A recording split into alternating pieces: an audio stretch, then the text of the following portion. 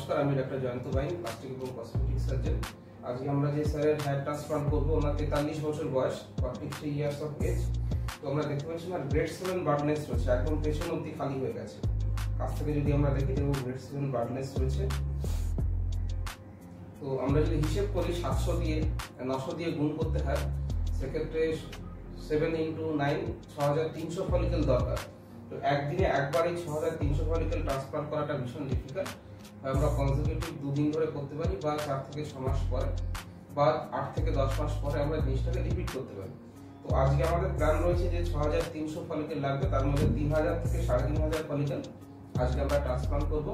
পরবর্তী স্টেজে গিয়ে বাকি 3000 এর কাছাকাছি ফলিকেল ট্রান্সপ্লান্ট করা হবে। একটা জিনিস আমরা দেখতে পাচ্ছি, ওনার ডোনার এরিয়ার যে হেয়ারগুলো রয়েছে সেগুলো যথেষ্ট পাতলা, যথেষ্ট ফিনফিনে হয়ে গেছে। সুতরাং এই চুলগুলো যদি আমরা এক্সক্লুসিভলি সামনে দিই, ওরকম ছোট ছোট চুল এবং পাতলা চুল বজায়, সেক্ষেত্রে আমরা দাড়ির চুল থেকে কিছুটা হেল্প নেবো। কারণ দাড়ির চুলগুলো মোটা থাকে, দাড়ির চুলের গ্রোথ অনেক বেশি হয়, এবং দাড়ির চুল অলমোস্ট মাথার চুলের মতো লম্বা হয়। অ্যাটলিস্ট ছেলেরা যতটা লম্বা করে ততটা লম্বা তো হয়। এই জন্য সামনের যে ফ্রন্টাল এরিয়াটা রয়েছে সেখানে আমরা 50% দাড়ির চুল ইউজ করবো। তবে না, দাড়ির ক্ষেত্রে একটা অসুবিধা হচ্ছে, দাড়িগুলো ম্যাক্সিমাম সাদা হয়ে গেছে, কিন্তু এটাতে অসুবিধা নেই, উনি মাথাটা ডেফিনেটলি কলপ করতে পারবেন। চুলটা যদি ভালো থাকে সেটা কলপ করলে পরে ডেফিনেটলি আরো ভালো দেখাবে। সুতরাং কোয়ালিটি, যেটা চুলের কোয়ালিটি, সেটা যেহেতু দাড়ি থেকে বেস্ট পাওয়া যাচ্ছে ওনার ক্ষেত্রে, অন্তত আমরা দাড়ির চুলটা ম্যাক্সিমাম ইউজ করবো সামনের দিকটা। এটা হচ্ছে আমাদের প্ল্যানিং। তাহলে চলুন মার্কিংটা কমপ্লিট করা যাক।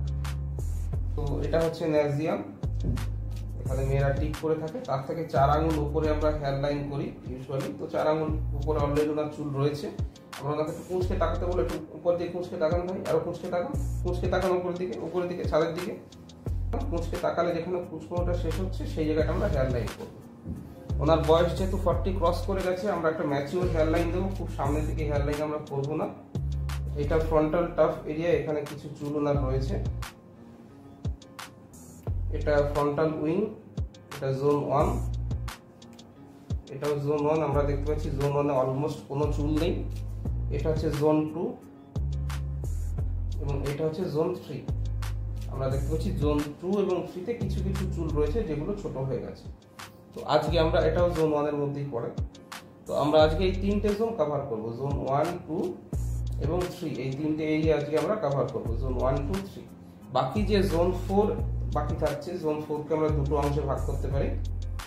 একটা হচ্ছে জোন 4A, এই চুলগুলো সামনের দিকে আসে, আর এটা হচ্ছে 4B, এই চুলগুলো পেছনের দিকে যায়। তাহলে 1, 2, 3 আজকে কভার হচ্ছে। 4A, 4Bটা আমরা আজকে কভার করতে পারছি না বা করছি না। এটাকে আমরা একদিন পরে করা যায়, বা সব থেকে ভালো 6 থেকে 8 মাস বা 8 থেকে 10 মাস পরে বাকিটা কভার করা। এইটা হচ্ছে আজকে আমাদের প্ল্যানিং। সামনের দিকে যে হেয়ার লাইনটা আছে সেটাকে আমরা একটু জিগজ্যাগ করে দেবো,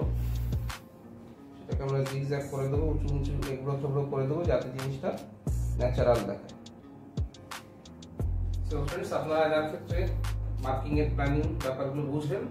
6000 থেকে 6300 ফলিকেল দরকার।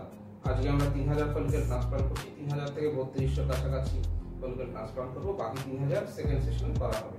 এবং আমরা যে হেয়ার লাইনটা করছি জিগজ্যাগ এরিয়া হিসেবে করেছি, এবং ফ্রন্টাল টাফ এরিয়াতে কিছু চুল রয়েছে।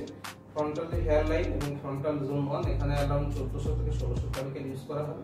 বাকি যে 1400 বা 1600 ফলিকেল থাকছে সেটাকে আমরা জোন 2 এবং জোন 3 তে ইউজ করবো।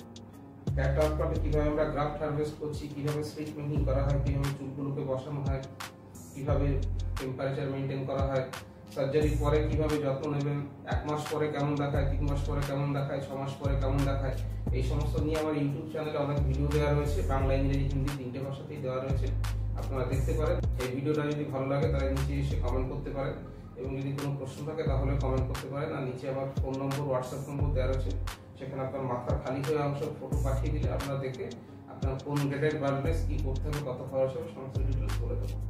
ভিডিওটা ভালো লাগলে লাইক করবেন, কমেন্ট করবেন, শেয়ার করবেন। ভিডিওটা দেখার জন্য ধন্যবাদ।